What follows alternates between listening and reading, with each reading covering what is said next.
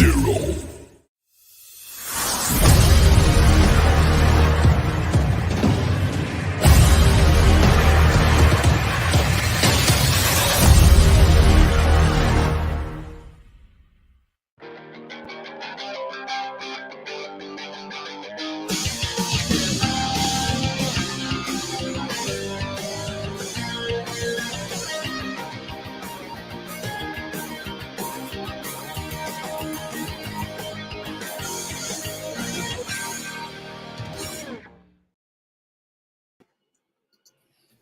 What is up, everybody? Welcome to a brand new episode of Granny's PhD, episode 159.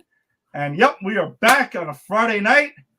Jason and I both battling random viruses over the last couple of weeks and a week and a half or so. That's right. That's right. It was. I got that virus that Cable had. You know, the mutant virus. Technovirus. All right, so. The technovirus. Yeah, I had the technovirus. I was knocked out for a week. I had to go into the future and, I don't know, grow up a bit, come back, fight with my dad. It was a weird fucking week. It was a whole ordeal, but listen, I told you about messing around with Mr. Sinister, man. Like, you don't seem to learn your lesson. Hopefully this time you did. I don't. You know what it is? Because I always go, well, he named himself Mr. Sinister. How sinister could he be? Oh, he's pretty fucking sinister. It's pretty fucking sinister, is right. But yeah, thank you for joining us as always. If you're joining us on the Facebook live stream, or if you're joining us on YouTube or X or wherever you found your audio-only podcast, we always appreciate the support. And we're back on a Friday night, and we got some stuff to talk about here. We got My Adventures with Superman. Season 2 is back. They had a drop at midnight last Saturday night. It was a little bit of a different thing that Max was trying, but hence they are back, and we're going to be continuing our rewatch of the Fox era X-Men movies, and it does warm my heart to be able to say that because it is a past tense thing. Yes, it's over. Right, we can actually say that it is long over. Yes. But we are continuing our rewatch to Deadpool and Wolverine in late July, so we're rewatching these, and that has brought us to X-Men Origins Wolverine. So we have a lot to talk about there because Jason and I rewatched that about a week ago now. So we're going to jump into that. So yeah, a lot going on here. But Jason, outside of dealing with the technovirus, how was your week and everything since our last episode? Yeah, things are outside of being sick. Things have been okay. My year is winding down at work, which is nice. We just finished finals week. I teach a class full of seniors, so they're gone. Like they've told me like Monday we're gonna come to say goodbye, and then bye. Nice. So I don't blame them. I did worse when we were in high school. Absolutely. I got the show that got me through the technovirus, right? Mm-hmm.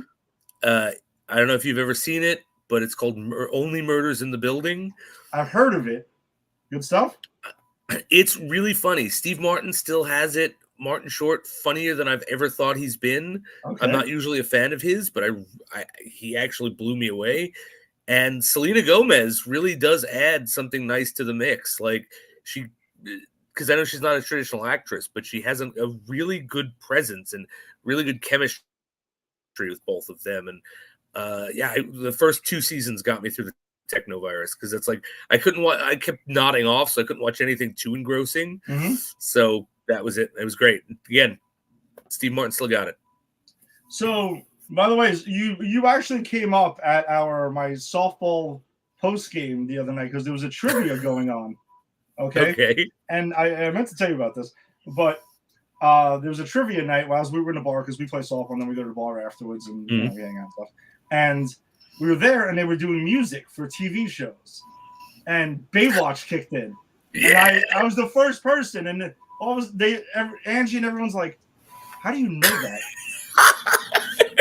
And I'm like, "Well, you must know. Besides the fact that I'm of age and would know this, Jason and I did. Jason really did this whole bit on the show for a while because he was harassing the Hoff. He was hassling the Hoff, and he was paying his penance." And I got into telling him about how he watches Baywatch Nights and it did a whole thing. I'm so happy that spread because I think that's my favorite bit for this show that I've done. My favorite running bit was Baywatch Nights. And I've warned them about hassling the Hoff, and they all agreed that you don't do that. You don't hassle the Hoff, because if you do, you got to watch Baywatch until at least half of the second season, and that's painful. Baywatch Nights, anyway, that's painful. Yeah, I mean, I can't imagine that original Baywatch was that much more engrossing outside of scenery and the Hoff. But I'll tell you, I'll leave it as scenery. Well, we know what you mean. Nicole Eggert. But I'll tell you the two things I remember about Baywatch. I'm sure I've talked about it on this show, but I'm going to talk about it again because they were my two favorite things in television, even though there have been 100 episodes of Baywatch, and these are the only two things I remember. One, it is my favorite episode where the limo goes into the water, and all of the lifeguards deadlift the car in the water and run it up the beach. One of the best moments of television history. The second is when the Giants, the giant hairy wrestler, his name was like Giganto something or other. El Gigante, I think. That's it, El Gigante. Yeah. My second favorite episode is the one where he is the villain and Mitch teaches him how to love. Wow. Yeah. All right, I'm going to have to put this on my notes because I still need to watch the chicken episode of Baywatch Nights. And I remember a lot of wrestlers popping up on Baywatch. I could be mistaken, but it wasn't like, was it Ric Flair maybe was on it, or maybe, I'm sure Earthquake was on it at some point. Hogan maybe, or something like that. Hogan was definitely on it because this was the time like when Hogan was doing Tropical Thunder or whatever that was, where Thunder in Paradise. Thunder in Paradise, yes. That was it. So it was around that time they were both on Channel 9, and so there was some definite crossover. Wow. All right.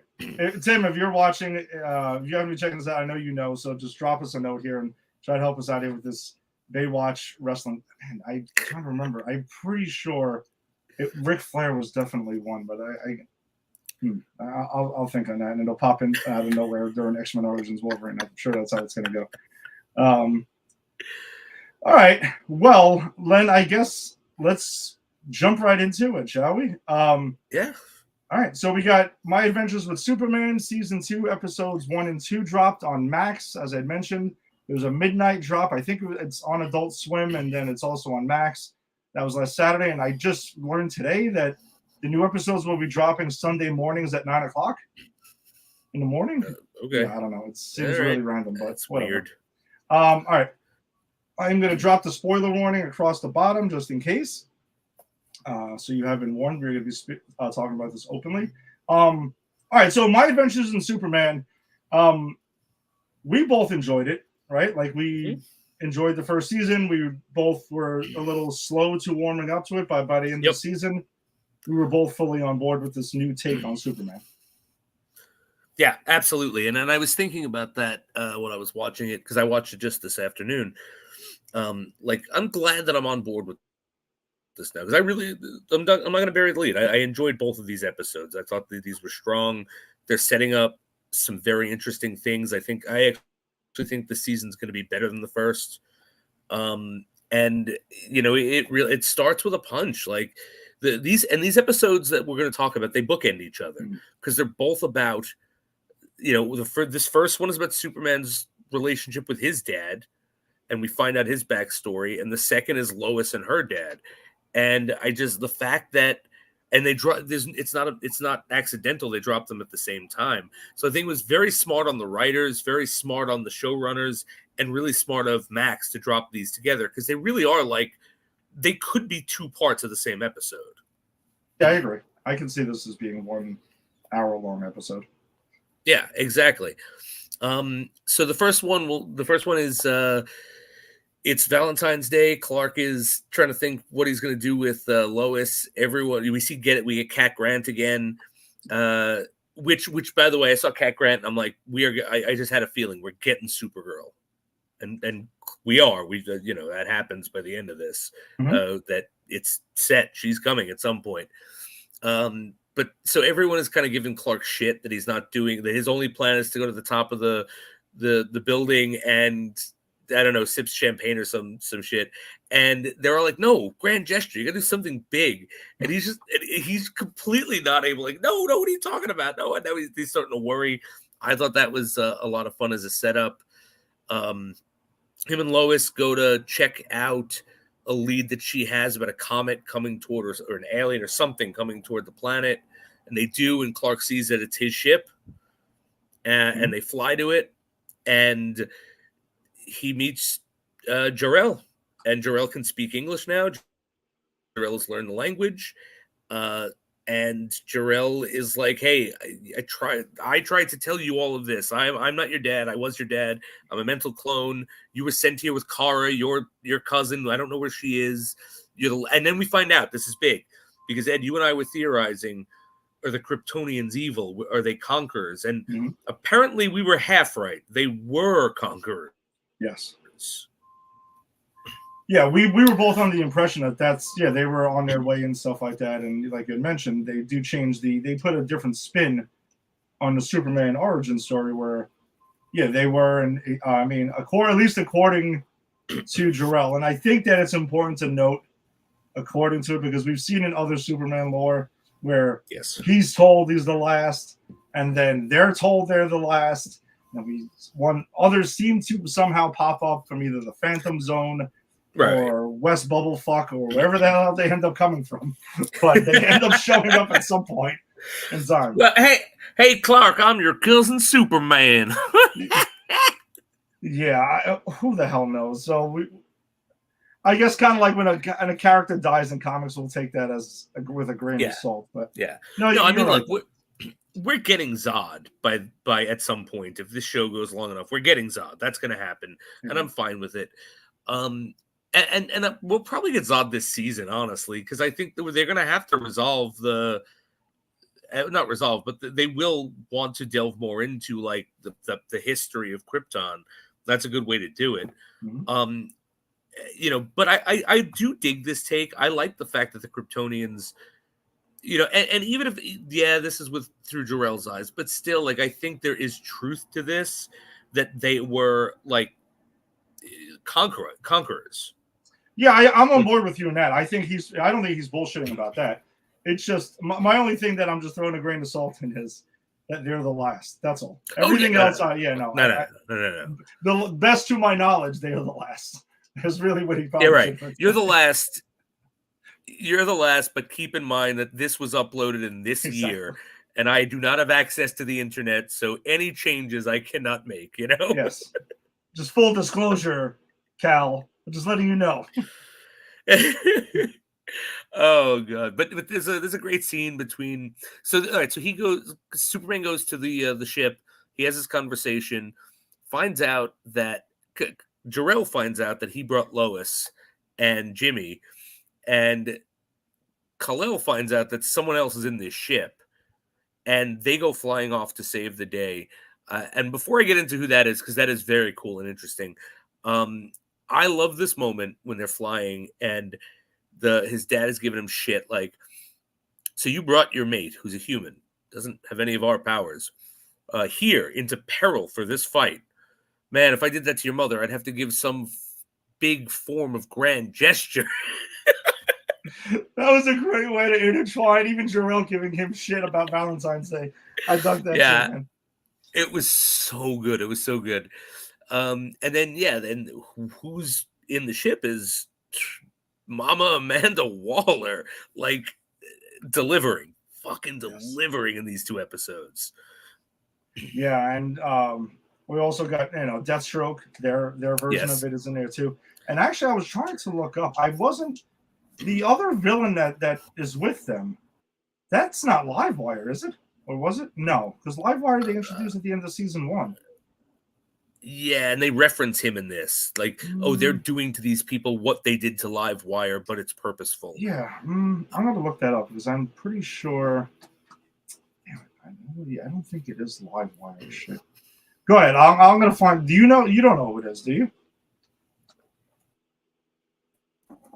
I heard the name, but I didn't clock it. I don't take notes because I'm a terrible co-host. That's all right.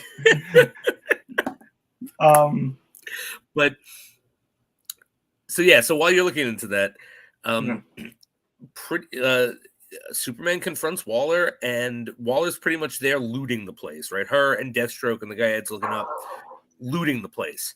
And when Superman comes, they're like happy he's there, and they start to fight. And then it's mentioned before that there was kryptonite eating through the ship, and the kryptonite winds up coming to them, and it shuts down both Waller's guy who's fighting Superman and Superman. And Waller goes, "Oh, we got to get that. That just put Superman down." And that's when Kal-El gets up, and because Superman's like, "I can't let you do that." And they're like, "Well, you're outnumbered." And the ghost of Kal-El gets up, and he's like, he's got allies today or not today. And he hits the button and they teleport out. And as that was happening, I was thinking, Superman or not, at this point, you got to kill Waller and these three. Like, you can't let them live. That's a mistake. But the fact that Jor-El made the decision to teleport out, okay, I can't blame Clark for that. But I thought it was super cool. And then that's how this episode ends. Waller goes back to they find out that Admiral Lane or Captain Lane is imprisoned by Waller, and this ends with Clark trying to tell Lois about Kara, and Lois saying, "Hey, help me break my dad out of prison." Yeah, I can't find the one by the way. Oh, it's okay. Whatever it is, I really we'll figure it out. It was live wire though, but I don't think it was. I don't think it was. Yeah, no, I agree with you. I think it was a strong start to the season, and I guess I don't know. Yeah, the whole break. Well, go ahead. I was about to spill into episode 2, but go on. Yeah, so what I was about to say. Episode two picks up like right after Lois convinces. Well, actually, it picks up right after with Amanda Waller through her perspective, which I thought was awesome. And she wakes up and she's talking to herself and walking herself through the day. She gets coffee for Lane just the way he likes it. She sits down. This is so boss. She's like, milk, 2 sugars. And he's like, "Why? What's so special about today? Why are you trying to butter me up with my coffee the way I take it?" And she goes, "Oh, this is the day you tell me what I want to know."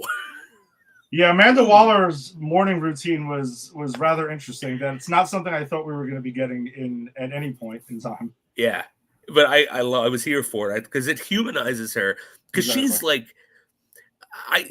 I could see, like, remember, we've always talked with Bear that he says Amanda Waller is the real villain of the Suicide Squad, and we're kind of like, yes, but not in that movie. Yeah. Like, this is them saying, yeah, we're gonna say she's the biggest villain that Superman's gonna face, right? Like, outside of all the Krypton and alien shit, everything, no, this woman is gonna be the biggest villain. And they do that by setting up this very normal routine, humanizing her, and then like really ripping that away and showing just how cutthroat she is. By the way, the villain's name is Damage. Damage. There you go. Yes, I knew. I was determined to find it. It was not going to escape me. Nicely done. Yeah, because so Waller pretty much has that conversation with Lane. Lois and Clark, pretty much Clark suits up. They go to save. They go to investigate where the prison is, where he's supposed to be kept. They find the secret bunker. They go down. They realize none of the prisoners are there. And they break Lane out, and he's pissed about it. He's like, no, I don't want any of you here. I don't want the alien here. I want you, the sister's daughter. I want you home safe. And he says, and this is the interesting thing, right? This is my point with Amanda Waller. He says, like, you don't understand. We speak a language. We have a dance like this. She's going to strong arm me, and I'm putting words in his mouth. But the whole thing is pretty much we're going to strong arm each other, but we're all on the same side. And because of that, he goes back to face her, and she orders his execution in cold blood. Yeah. So and she's he starts not really participating in really this entire dance either, though. But right, she's seeing it a little differently. Exactly. And then you find out, like, after that, Clark kind of saves them, and they bust through, and they come across the prisoners who are civilians, and they pretty much say they're not violent criminals. They're like people who couldn't pay debts. This is like a debtor's prison. So it's poor people, and they're experimenting on them. And even Lane is like, holy shit, I didn't know this was happening. This is too much. Mm-hmm. And Waller comes out, and she's like, no. It's not too much. Nothing's too much. Yeah, because she's willing to, basically, in her eyes, she's the hero by all means. Yes. You know, and I think she even says it at some point where she's even like, you know, anything for like in service to the United States of America and stuff like that. And she's kind of running with that whole thing to like justify her complete and utter insanity that she's doing to these randomly innocent people. What she says to him is, I do what has to be done, and then I thank them for their service to their country after. Which, that's cold-blooded shit. And that's like, I never realized that Amanda Waller was really a representation of like the dark side of the government. Like, very or at least she's, I guess, she's trying to she's trying to justify all her actions and stuff like that, right? Like, it's interesting because is she really dedicated to this cause by any means necessary, or is she kind of just using it as an excuse to kind of do the nefarious shit that she is just doing at various points? I mean, it could be both. I don't know. That's a good point.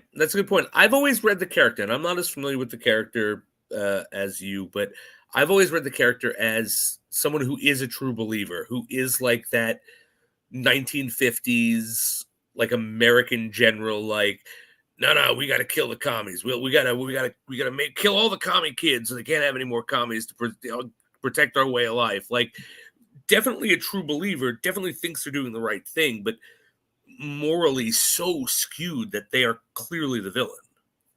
Yeah, so she has no moral compass, essentially. Yeah. No, her moral compass is the mission at any cost.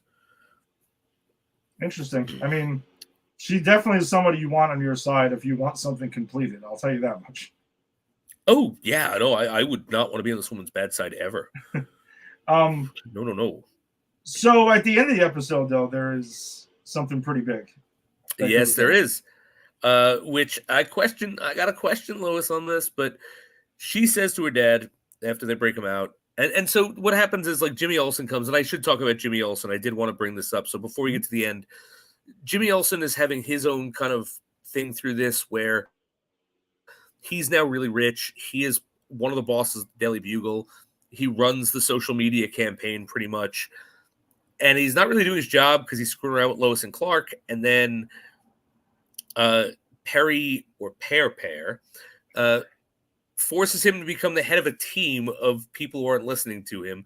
Great moment when he goes, Perry, but they're not listening to me. And he just laughs and goes, oh, you got to savor these moments, and walks away. So Jimmy Olsen realizes he's got to get out there to where they are, takes the team, rents a yacht or boat through one of his interns' boat guys, and gets out there to rescue all of the prisoners and everyone. And because there was an explosion and Jimmy was going out there, like, there were all these like helicopters, news helicopters, it exposes Waller, stuff like that. But they all escape. Fun last thing about Jimmy, because this is good, I know this is going to pay off. They're counting down his net worth every time he makes a decision to spend something big. Guaranteed he's going to be broke by the end of the season. Yes. Yeah. Yeah, I don't think it's just like a random anime thing, because that's kind of what I thought it was at first. And I'm like, yeah, this is going to come into play. Because didn't he like sell Flamebird or something like that? Because that was like his whole thing. And then now, he sold it to the Daily Planet. He sold Flamebird to the Daily Planet for money, and with the understanding that he would be in charge of it. Yeah, and he needs to produce content now, like video on like a daily basis now. Hence the daily part, and I think that's a perfect way it says to him at one point. Great Perry line. And then the big thing at the end, Lois asks her dad to live with her. He won't put her in danger. She says, you should live with Clark and Jimmy. And he said, that's a great idea. Now, Lois, this isn't even a great idea if you didn't know your boyfriend was Superman. You know the alien your father hates and has been hunting. Mm-hmm. But you do know that. So this is not just not a good idea. It is a stupid shit idea. Yeah, I'm sure she's probably thinking in terms of like, oh, she'll get to, they'll get to know each other and stuff like that, and he'll soften him up and everything, but not really. I mean, come on. I don't know. I don't see that relationship going kind of like how it did in like Superman and Lois. No. But and I think this Lois should know that. I don't know. She could be a bit naive. All right, Yeah, she's a younger Lois that we're dealing with here in this one. Like they're in their early 20s. You're right. So, but no, the young gentleman that Amanda Waller meets. Oh shit! Yeah, I almost forgot the most important thing about this. Oh That's my what God. I was trying to cue you up for, to be honest. I'm sorry, man. I almost forgot this, and this was forefront in my mind before I got on the show. Mm-hmm. So there's a throwaway moment in this episode, or it's one of these two episodes, where Jimmy runs into this guy who he'd known before, and he's like, "Oh, you're the guy who yelled at me about Superman." Jimmy's like, "Yes, I was. You know what? Follow your dreams, and if you want something bad enough, make your own path. See you later." And he runs off. And the next time we see this guy, Amanda Waller is being pretty much chased down by one of these creatures she was, experimenting on, who got free. Oh, Parasite. Yeah, you're right. It was Parasite. Sorry, I didn't even clock that. It's a Parasite suit in this one. Yeah, that's right. I forgot that Parasite's different in this one. And so this kid shows up again, neutralizes him, and she's like, "Who are you?" And he's like, "Look, I built that suit. I did this. I did that. Someone just told me that if you want something bad enough, carve your own path. I'm carving my own path. I want to join you to save the world from aliens and Supermen." And she goes, "What's your name?" And he says, "I'm Lex Luthor, your next head scientist." And end scene. Yeah. Now, I know people, I'm sure, are like bitching about the look. I don't care. I think we'll get a bald Lex Luthor. That will happen. If anyone remembers like a lot of Superman lore, it's Superman's fault that Lex goes bald. Mm-hmm. But I really appreciated how subtly they did this, because I did not see it coming. Neither did I, actually. Neither did I. That's why the bombshell effect of it at the end of the episode actually did hit me. Like when I think maybe it was revealed to me before he says his name, though, it was just before when he says that line right there. Like, I want to help you protect the country or the world, and from Superman, I'm like, they're gonna do it. This is fucking Lex Luthor, isn't it? And yep. So I mean, listen, we were talking about how long was it going to take for him to be introduced, and I mean, beginning of season 2, and here we go with a young Lex Luthor. Yeah, but I like that it's young, and I like that, much like Clark, wet behind the ears, coming into his own. Like, I don't really love when like Superman is meeting Lex Luthor for the first time, and they're both adults, or one is younger and one is older. Like, I like, because this is how the comic was, right? Like they did come up together, they didn't know each other, they tangled, and that's why there's so much hatred. And I think a lot of versions in the media really kind of blows past that because there's no time for it, I guess. But I'm glad that we're going to get to see these two characters sort of grow up in tandem. You know, that's what I'm hoping happens. Like, we get to see how Superman comes into his cape and S, just as we see Lex coming into his Lex suit and baldness. You know, like, that's what I want to see. Yeah, and I think also that's what we're getting in the new DCU with Nicholas Hoult as the new Lex Luthor and everything. So it looks like they're going to be younger together and their rivalry will be fully fleshed out on screen, which is good. I mean, yeah, I agree. All right. So, anything else on Superman before we move on? No, just a solid start to a season. I'm really excited. I'm really excited about this. When you sent me this, I thought it was the Lois and Clark show, the CW show, and I was like, shit, that's back. And I was looking for it, and then I was like, oh no, it's My Adventures with Superman. Oh, okay, that's fun. And I like the other Superman show, but this is a lot of fun. I think they're coming back in the fall. Because remember, that's their last season. It's only going to be 10 episodes. I know, yeah. That's going to be weird. I think we got to do something special for at least that last one, because that's officially going to be the last CW show ever. And the beginning of our term on this show, we covered a lot of those CW shows. No, we did. We broke our asses covering a lot of that stuff. So, yeah, it's weird. It's interesting how things we started off with are faded off, like the DCEU and stuff like that. Like our show is named after a random reference from it. Our first show was Wonder Woman in 1984. Right? Oh God! Yeah, that was the first one. Yes, it was. Man, 159 episodes ago, and 159 later, and we have this. Okay, interesting segue there. It's your mutant power, Ed. it just came up. So again, for those who aren't following us, we are counting down to Deadpool and Wolverine. So we've gone through the original 3 X-Men, and we're going in release order. So this brings us to X-Men Origins Wolverine. Now, this movie came out in 2009. So the MCU was only in its second year at this point. I can't believe this existed in the same time the MCU exists. Like, I just can't believe that. Like, I know it's true. Yeah. But it's so ridiculous. That's why I want to set the tone for this, right? This movie that we're about to discuss came out when the MCU was in its infant stages, right? And The Dark Knight was a year old at this point already. How did we get this? So the bar had been raised for comic book movies by the time this movie was released. Okay? Just, again, with expectations and stuff. Now, for us to get on here and just tell you X-Men Origins Wolverine sucks, that's easy.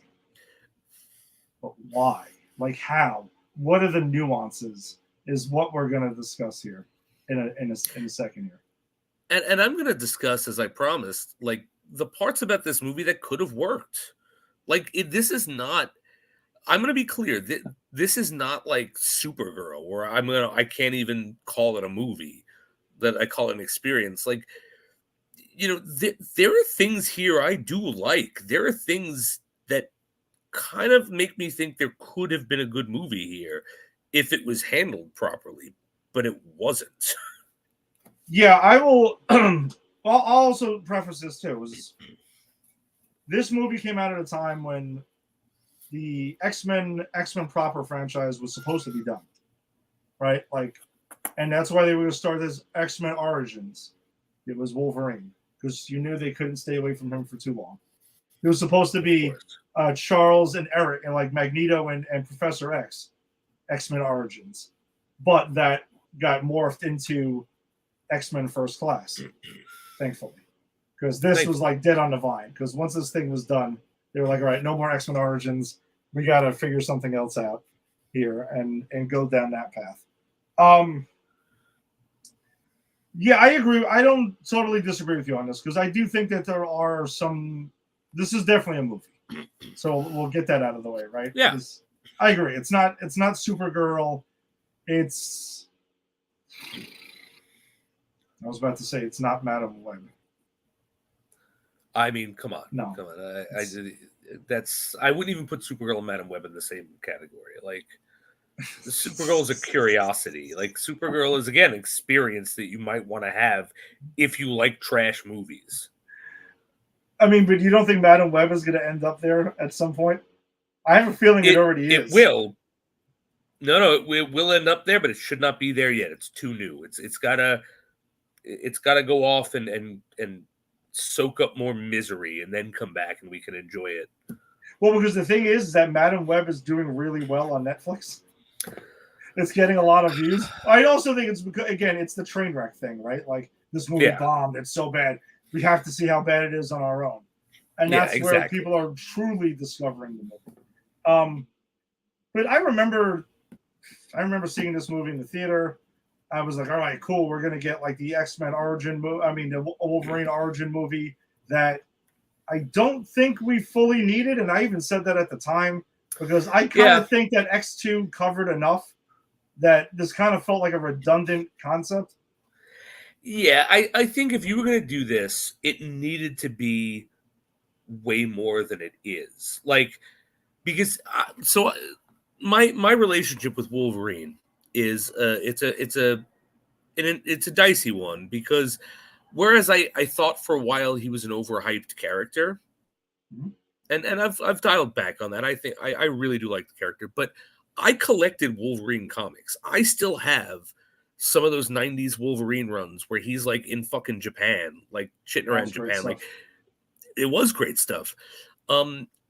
So, you know, like watching this, I was like, okay. The thing that intrigued me most about Wolverine as a character was he's never sure what his backstory is. And it changes, and sometimes he thinks him and Sabretooth were friends, and sometimes it's brothers, and sometimes it's this, and you never know, and he never finds out. And had this sort of taken the bar up from what X2 did and said, all right, we're going to give you like this crazy origin. Like honestly, if this movie was just the introduction or part of the introduction with him and like Sabretooth fighting through the ages, if it was like that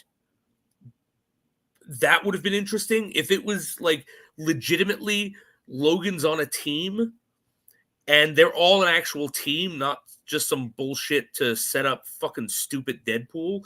But like, if this movie was, we're on a team and things go wrong at the end, and now he's not like the Wolverine yet. He hasn't lost his memory or anything, but now you know a little bit more about his past. That could have been interesting.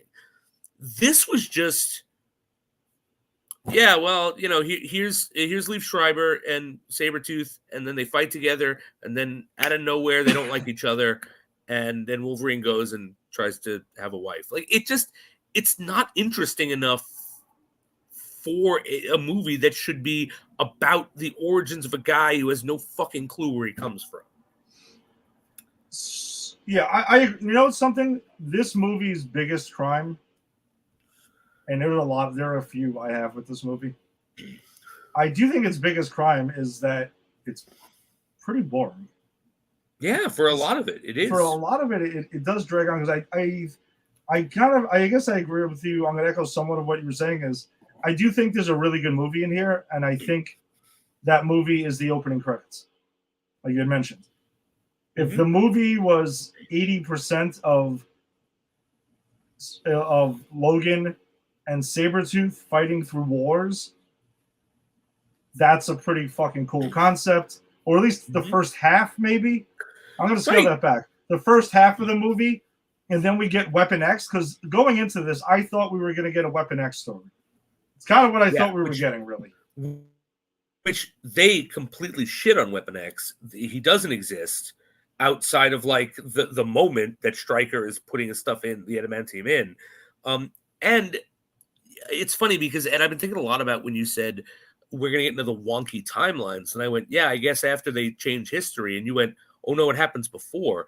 And it's right here because like the Stryker is different. He clearly had Weapon X stuff like going on in the past. Like they changed the lore that these movies have set up. this is where the timeline starts getting funky, because before this, I feel like as much as we didn't like The Last Stand, it at least it saw the last two movies, even though we got into details of all the fuck ups in that movie, right? Brett Ratner and not understanding characters, but I don't recall the timeline being totally fucked. This one, you're right. It starts with Stryker, and you think back to, because you can't watch this movie without thinking back to X2, because that's the one that movie leans so heavily on Logan and Stryker and Wolverine's origin, right? Like they went into it. They showed you enough. I thought you got what you needed here. That's why I thought this movie was going to be redundant off the bat. And the funny thing is that this movie, X-Men Origins Wolverine, doesn't even really deal with his origin that much. That's like 20 minutes of the movie.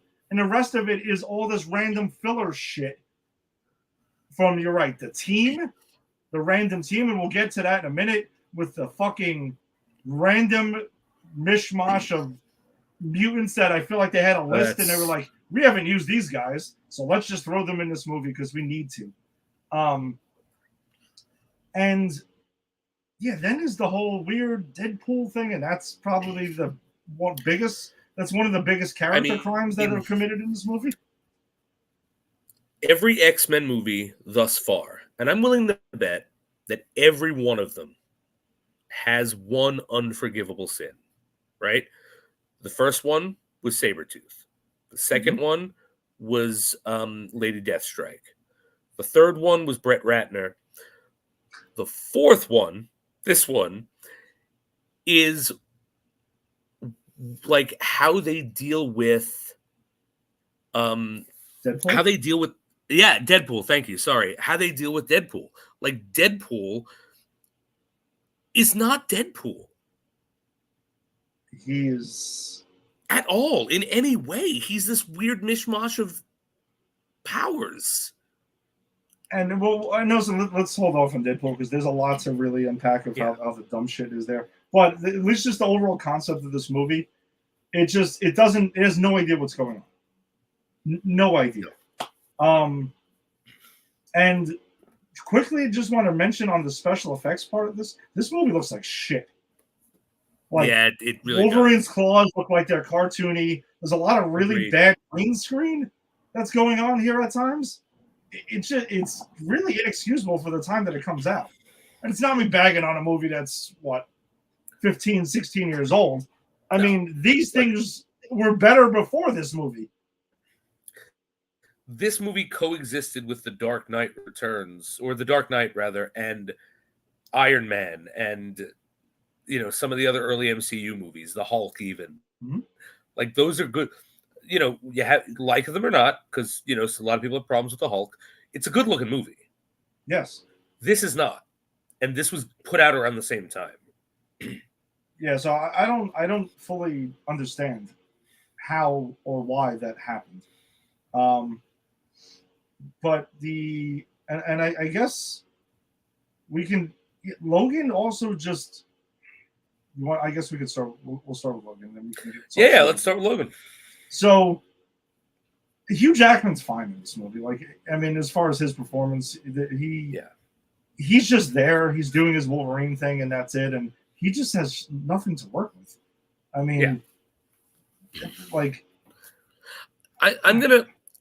gonna say this. I have zero problem with the actors acting in this movie. I don't think the actors are the problem at all. I think Hugh Jackman is doing his Wolverine. I think Liev Schreiber is next level. I actually think he really is trying to fuck. And I think this. I give a little clemency to this movie because I really like this Sabretooth. Yes. And I think it fixes the former Sabretooth. So Liev Schreiber's great. Who's the guy who plays Stryker? It's I forget his name, but famous guy. We've talked about him on the show before. Really good in this. Danny Houston. Thank you, Danny Houston. Right? He was in Wonder Woman as well. He's great. He's always a great villain. Like even like the shitty characters that I didn't like the Blob or Ryan Reynolds. I think is really doing what he can do with this material. Like, that's the thing, is the actors are doing everything they can with this material. The material is just really bad. Yeah, there's just not much of a movie here. Really, it's just a mishmash of things. And I guess so if we're talking like I said, Logan's fine. There's not really much to discuss with him that he gets into here. Liv Schreiber is the standout in this movie. I agree with you 100%. Him as Sabretooth goes all for it in this movie. Yeah. He is menacing. He is villainous. And again, considering what he's given to work with, because he's just kind of there, like to be the villain, like his, I don't know, the motivation part of it seems to be a bit erratic. You're right. Like it's like he's cool with Logan, then Logan leaves the team, and then he's mad at him years later. Then he's hunting down. He's sent to hunt down the team for the Kill the Mutants to make the Deadpool. Yeah, right. And also, they're brothers. Yeah, from the beginning, like we find out exactly that they actually are brothers. This isn't like some sort of, they're like, which by the way, I thought that was a weird turn that happened pretty early on in this movie.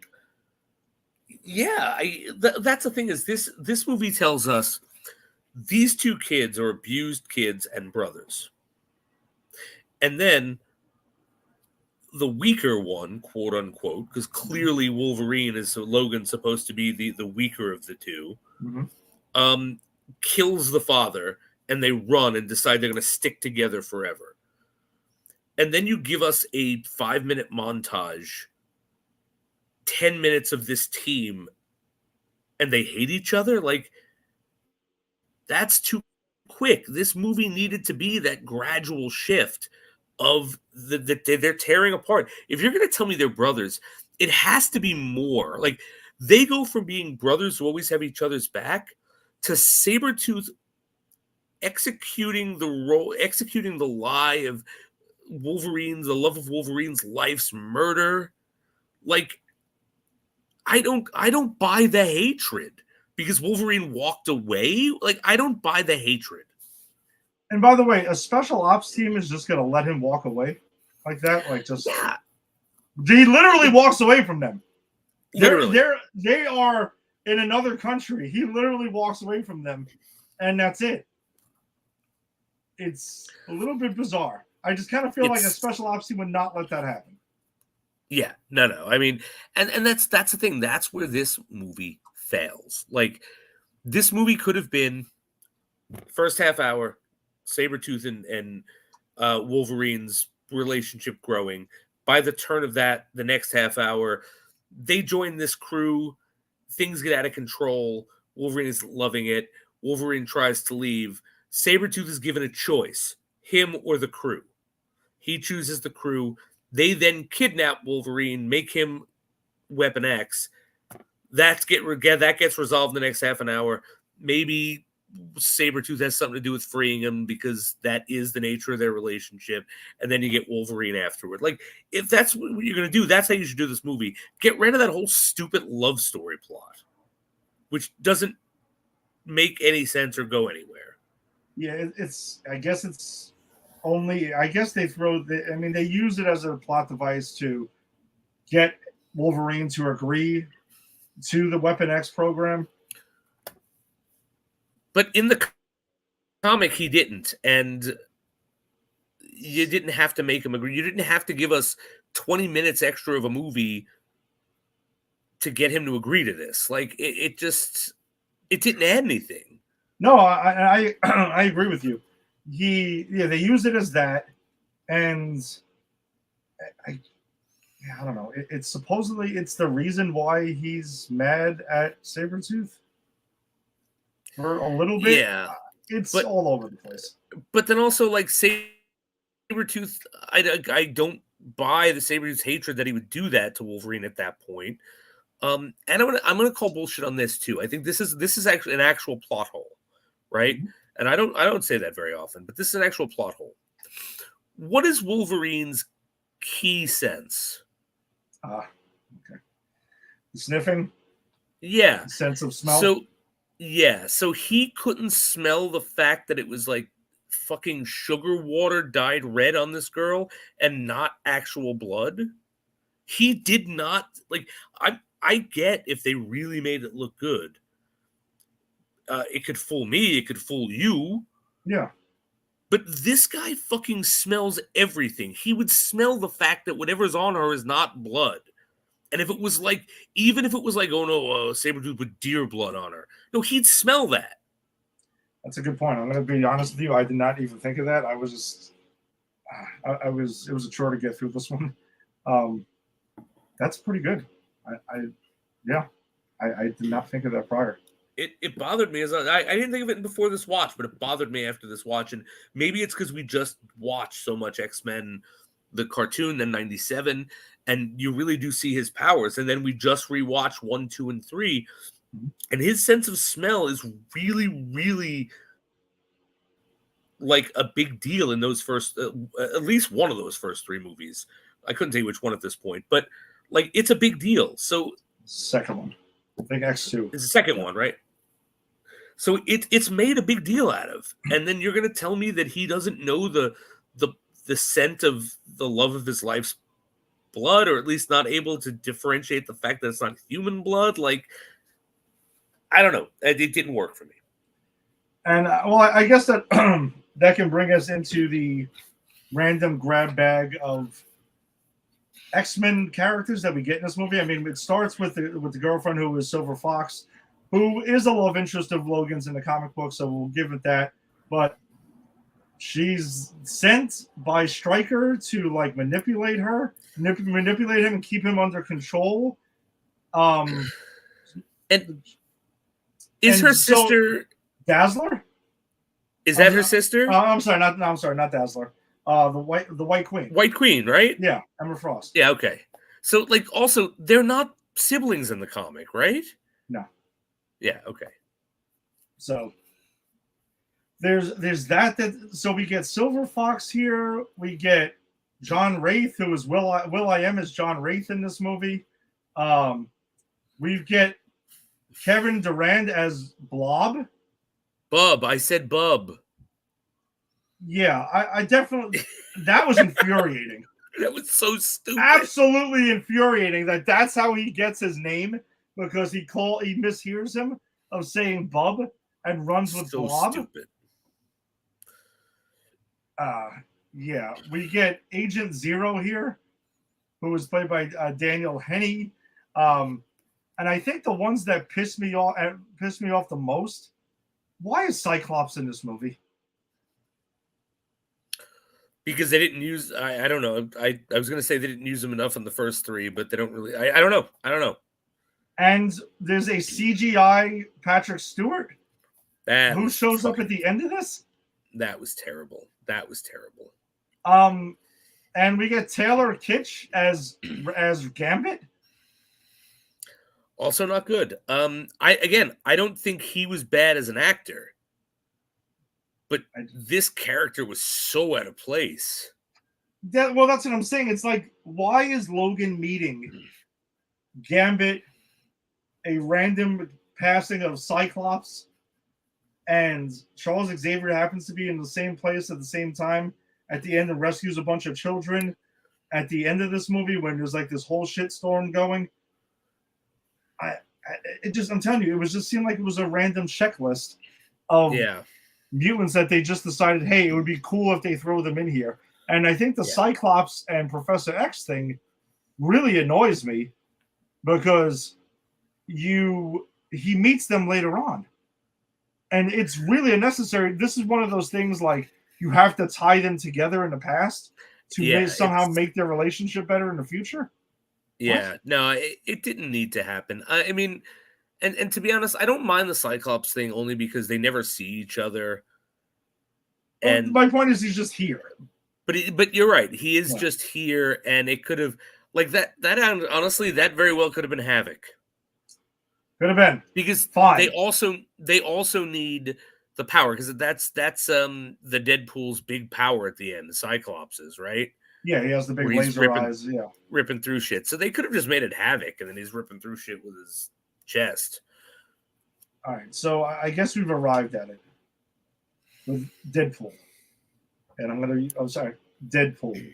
So yeah, we get Ryan Reynolds as Wade Wilson in the first part of this movie when we get that brief thing about their team, and I'm fine with that. I liked him. I liked him as Wade Wilson in this. I don't know why he has like this speed ability with the swords that was referenced in Deadpool 2, which I thought was clever because they do reference this goofy version of Deadpool like for shits and giggles in the Deadpool movies, which I can't wait to get to. We're still a little ways off from those, but yeah, why light at the end of the tunnel? Why does he have the whole cutting of the bullet thing? And he's like speedy with like he has superhuman reflexes, is what they're saying. Yeah, I mean, you know what? I don't even care about that. Like, is that stupid? Sure. If the third act of this movie never happens, maybe I'd be sitting here ready to bitch about this. I know. That was just a nitpick that I just don't understand it. Yeah, no, it's stupid. It's stupid. This movie shows that they genuinely don't understand the characters they're working with. And I think that was a problem with Last Stand. And that is what made the first two good, is that for the most part, they understood the characters they were working with. Yeah. And I think we even discussed, like, the characters that get the short shrift. It's not that we thought that they didn't understand what Sabretooth was. It was, we have 20 different X-Men to get in this movie. Someone has to be a mute. Yeah. But they just don't understand this character. So Stryker's whole thing is he sends out Sabretooth to go ahead and to collect, I guess, mutants, and he's taking their DNA and murdering them or not murdering them, if that's still a little bit unclear. And he's making the Deadpool, which is Weapon 11, which is who we get. And it's because of course he makes a comment to Wade like you'd be the perfect soldier if you would just shut up. And his mouth is sewn shut, and he just has this grab bag of powers, and that's where the big fight is at the end of the movie, where he's fighting Wolverine and Sabretooth, who are suddenly back to back again and fighting as brothers because their relationship's all over the place in this damn movie. And and then he does this thing with his eyes, and he gets like the black things that are supposed to be his mask, I think. Just stop. They don't even know what Deadpool looks like. That was an accident. They clearly have no idea who this character is, and I think that this is what pisses me off the most about this movie. But I am going to say this. This Deadpool is, in my opinion, one of the best things about this movie. I know. Why. I think I know where you're going with this. Go ahead. Because Ryan Reynolds did this to get his foot in the door, to get himself a fucking real Deadpool movie. He knew he was doing shit. He knew that he was just being a placeholder, but he knew that he really wanted to do this character justice. And if we didn't get Ryan Reynolds as Deadpool in this movie, I'm not 100% sure we'd have the Deadpool movies we have. And I would actually take this movie and the third act of this movie any day if it means I get the two Deadpool movies we got. So take the pain in 2009 to eventually get the glory that we got many years later. Yeah, because I do remember, like, he did say that. Like, that's why he did it. That was his whole fucking motivation, because he's a guy who knows what the character is. And I'm also going to say, he'll never listen to this, but just in case it ever gets to, thank you, sir. Thank you, because it must have hurt you as a super Deadpool fan to portray that shitty version of Deadpool, knowing what the character should be, and doing it so you could actually parlay it into getting us a good franchise. Thank you, sir. Yeah. I guess I could agree. We can get, if we don't stumble here, then we don't get what we get later. Right. So that's in retrospect, but it's shitty. Like, what, this whole fight scene is shitty. The fact that it's a grab bag of powers is shitty. The fact that look, and you brought up the fact that like Wolverine and Sabretooth's like, no one kills you but me, and it's like I really needed to see that more in this movie. Yeah, they just again grab bag of mutants that they had to like just randomly throw into this movie is really what I think hurts it, and also it's just a pretty shitty looking movie and written movie. Yeah, overall. And then we get there is a post-credit scene to this thing. Oh, I don't know if I saw it. I don't remember. Deadpool's head blinking its eyes. Oh yes. Oh yes. Oh right, I texted you about that. I do remember that. That's some nerve. That's some nerve. Dude, not since former episode He-Man, the Masters of the Universe, when Skeletor in the post-credit scene pops his head out of the lava and goes, "I'll be back," and he never was. Not since then has such a humoristic move been made in a post-credit scene. Oh my god. To think that Deadpool was going to come back again. Because it's actually not even Ryan Reynolds as that Deadpool. Like, he is Wade Wilson, and that's it in this movie. Yes. No, yeah, that Deadpool's a CGI piece of garbage. And let's just talk about this. The idea that you would take the character known as Deadpool, a.k.a. the Merc with the mouth, and you think it's a great idea to sew his mouth shut, and you think anyone is going to want to see a movie about this character who is not the Deadpool, the Merc with the mouth they all came to see. Get the fuck out of here. This actually is worse than the Skeletor thing, because at least Skeletor coming up saying, "I'll be back," that was a Skeletor. Yes, this is not a Deadpool. No. Oh, and also, wait, I also forgot about the mid-credit scene where Stryker is walking. Oh, I have to admit, there are two parts of this movie I do like. I'm not saying they're good. I just like them. The first is how Wolverine loses his memory. Yes.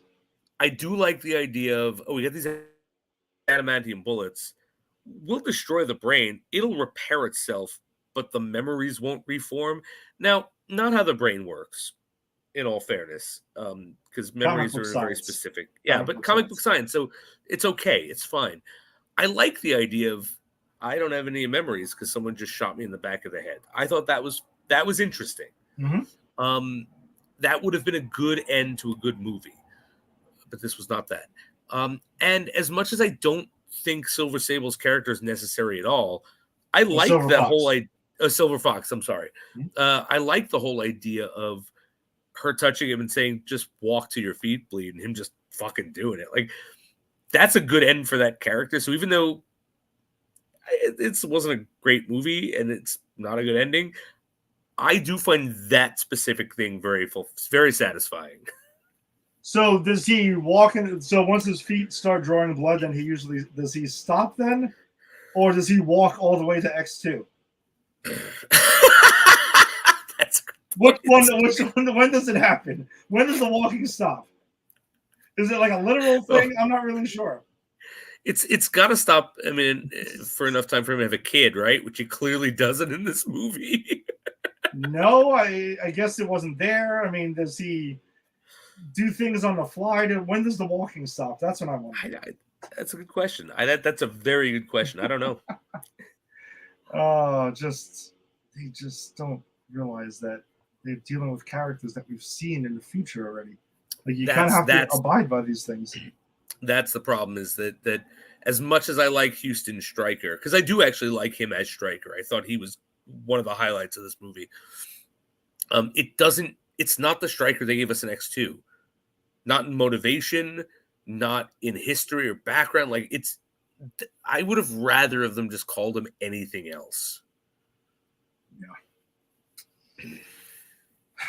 Well, we've always said, right? Like, you set up the universe, you set up your own rules and stuff. You just got to follow them, and especially when you're making a prequel. Like, right. if you can't follow the rules you set up, you should not be working on a franchise. Yeah, and prequels are tricky like that because you have to adhere to certain things because you know where these things end up in the future. So, all right. Anything else on X-Men Origins Wolverine that we may have missed? You got anything? No, I got nothing. That's all I needed to say about it. All right. So the question, I guess we'll end on the question though that you. Oh yes, yeah. I did want to ask this question. Go ahead. You asked me before we went on tonight, which movie is worse, X-Men Origins Wolverine or X-Men The Last Stand? I actually, do you want to? I think I know your answer. I'm assuming since you're asking the question. You know what? I'm gonna say that I came into this conversation ready to say that this was better than The Last Stand. At the end of this conversation, this could have been better than The Last Stand. Oh, okay. I think this movie has more potential to be good than The Last Stand did. Mm-hmm. Because again, I do think there is a good movie buried here with like talented people working on it. I don't think they gave enough shits about it. And Liev Schreiber does fix the Sabretooth problem for me. But as much as I like Liev Schreiber and Danny Huston and Hugh Jackman in this, I actually get the whole cast in Last Stand, and this has no Ian McKellen, and Ian McKellen's a game changer for me. So I'm actually gonna have to say I think The Last Stand marginally beats this out only because I like the characters in The Last Stand more. I don't think one is a better movie than the other. I think they're both equally shit. Yeah. I will take into consideration the fact that this movie had to happen in order for us to get Deadpool and Deadpool 2 and eventually Deadpool and Wolverine. And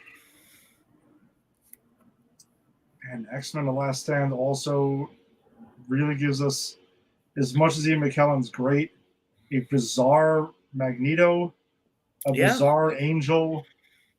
Like, it's just, that movie totally shits itself. This is tough. Right? The way I did it was I weighed the actors to the characters. Like, because you're right. They fuck up the characters in both of these movies. So which movie had the actors that I thought I at least enjoyed watching? It's true. I mean, this doesn't have a proper Patrick Stewart. It gives a CGI stand-in Patrick Stewart instead. Not the same. I think both of these movies suffer from the same exact problems, though. Yes, I agree. They're both poorly written. They both don't understand characters that they introduced. They both feel like they're running down a grab bag list of X-Men characters because both of them literally do the same exact thing with it.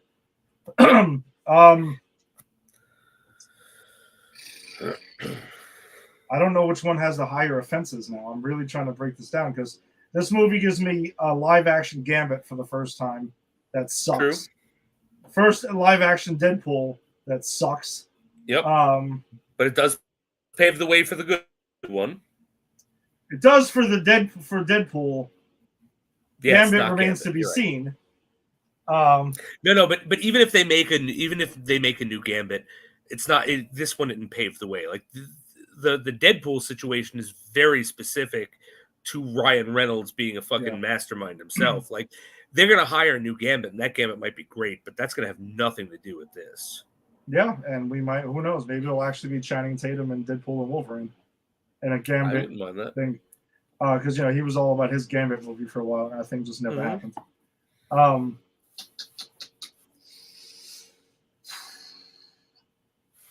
Actually, I think this movie is boring. And X-Men The Last Stand, I don't remember being boring. Yeah, it's not good, but it's entertaining. I mean, things are happening. Dumb things are happening all over the place. but things are happening. CGI wise, it looks better than this movie. I agree. It didn't regress. Shit, yeah, I think I'm gonna have to say that I'm gonna have to go with The Last Stand over this. This is the worst of the bunch right now. Yeah, that's a tough one. Again, I came into this thinking I was going to say Wolverine Origins. That's what I thought you were going. That's what that was. But after we had this conversation, I was thinking about it, and I'm like, do I have an affinity for this movie just because I like Liev Schreiber and I think this could have been better? And if that's the case, that doesn't make it better. It's not a lot to hold on to. I mean, we're grasping at straws here. I know you want to justify watching this for an hour and 45 minutes. I do. No, but again, you know what it is for me? I really like Liev Schreiber, and I think I can't say that enough. Like, because he's an actor who I don't think gets his due. I think he's a better. He should have been more famous. Yeah, his career is really interesting too, because ironically, when he was Cotton Weary in the Scream movies. Yeah, which is how I first was introduced to him. Yeah, same here. And then he was doing a lot of voiceover work for HBO at one point. They did a series called 24/7. It was like a sports thing, but it would be like there's this event happening, and we're gonna a big fight, and it would be the road to like the training and stuff like that. And he was the voiceover to it. And he does phenomenal work on it. I know, like Ray Donovan was a big show that a lot of people love. Yeah, I had never seen that. But I liked him in Scream a lot. I liked him in this a lot. It's one other thing I can't remember, but it's one other thing I really liked him in. There's a movie about it was a made for cable movie about the making of Citizen Kane. Mm-hmm. Which is like one of my favorite movies, and he plays Orson Welles in it, and he does a phenomenal job. Like, he's really good in that movie. I'm actually looking up what else he was in, because I feel like he's been in a lot of shit. He has to have been. But he needs a better manager, because his talent, he is way more talented than he is famous, and that's a problem. He was in the Omen reboot from 2006. It was a remake. He was in the movie Salt with Angelina Jolie. I think I saw that. Ray Donovan, obviously the Scream movies we mentioned. He was in Kate and Leopold with Hugh Jackman, ironically, in 2001. Huh. He was in The Sum of All Fears. He was in movie 43, that I do remember. Another one with Hugh Jackman. It seemed like they were dancing around each other. You know what? Now that I'm seeing this, I kind of hope that he's a secret cameo in this Deadpool movie coming up, because he did so many movies with Hugh Jackman. They must have some form of rapport. Yeah. I'm just looking at it, though, and it's funny because, yeah, I agree with you. Like, he's so talented, but, like, he's just he does need a better agent, man, because he's awesome. Yeah. He was in a Manchurian Candidate also with Denzel Washington. Even as Cotton Weary, like, he has a small role, but he's really good. Like, I remember the first time I saw Scream, I was like, is that the killer? And then there's that moment in Scream 2 where, like, they try to, like, well, you know, you want to be famous and she's not helping you. And, like, I don't know, he kind of steals the scene every time he's in it. Yeah. That's a really good thing. He should be. He should be a lot more famous than he. But it seems like everyone. Yeah, but everyone seems to know him. It's like, yeah, that guy's fucking good. Yeah, right. No, everyone knows him, but like, he's not headlining anything. Like, well, Ray Donovan, but yeah, besides Ray Donovan, yeah. Which I actually, you know what? I think I might check it out if I can find it streaming, because I do really like Liev Schreiber. I'm assuming it's on. It was a Showtime show, so it's probably on somewhere. Paramount Plus. Oh, okay, I have access to that. I'm pretty sure it's on there. Yeah, because I think they absorbed everything from Showtime. Okay, cool. Even though apparently they're trying to sell that also. Yeah, all the streaming services are not working out. Yeah, right. Well, I mean, saturation of the market, man. That's what it is. It's like 800 streaming services. You might as well just pay for cable. Yeah, that's kind of where it's at now, right? Like, and they're gonna start dwindling down and bundling and all this other stuff because everyone's refusing to pay for all of them. So Exactly. all right, so that kind of does it for us this week. Thank you for joining us as always. If you joined us on the Facebook live stream, sure to check out Granny's Peach Tea's Facebook group, where we share a lot of random stories or memes or whatever the hell you want to find on there that's regarding this stuff. It's a good time, so check us out there. Check out Pop Culture Pros and popculturepros.com, because that's who we're represented by. Also check us out on YouTube, Pop Culture Pros. Hit subscribe there. On X, you can follow at Pop Culture Pros. Yeah, and that's that. So you can come check us out next week. We'll be talking about some more of my adventures of Superman. And That's right. The next one, let's see, hold on a second. If I'm correct. Are we in first class now? I wanted to just confirm 1 second. Yes, actually, release order is X-Men First Class. So we've paid our debts these last 2 weeks, and now we get rewarded. Yes, now I get a good solid 2 weeks where I'm happy. A third week where I have to defend garbage. Well, we got First Class next week. Then we got The Wolverine. Oh, okay. I forgot about that. Yeah, but that's a good one. I like that one. Then we get Days of Future Past. Then I like that one a lot. Get Apocalypse. That's a garbage I got to defend. And then Logan. And then great. Dark Phoenix. And then we end with the New Mutants. Ooh. Did you see the New Mutants? No, I've never seen that. Interesting. That's going to be an interesting one to talk about because it is a pretty dynamite cast. Okay. I'm excited to see some new stuff. And are we still thinking about doing Dead Boy Detectives? Oh shit! What am I talking about? They actually left out Deadpool out of this, so we'll have to double check when the releases of Deadpool, so we can. Okay, cool. Or we can also, I don't know.